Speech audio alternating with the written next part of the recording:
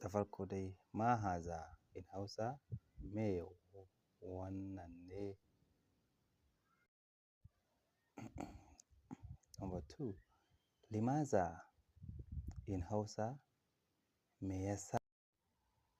Man anta in Hausa waye kai.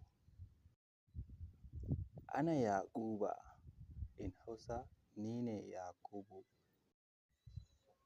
Aina tazhabu in Hausa ina zaka je.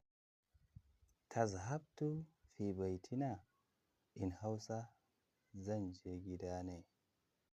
Sal tahiyyatuhum in Hausa in ka iso ka gaishe su.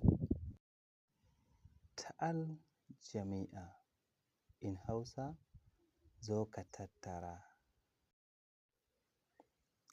Ana ta'ala in Hausa in zo ne.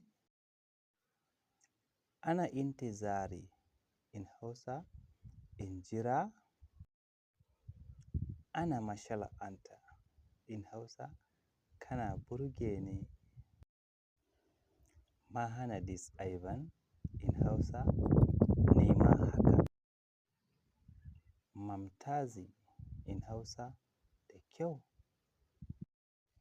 Hatta ashtamiya in Hausa sai mun haɗu.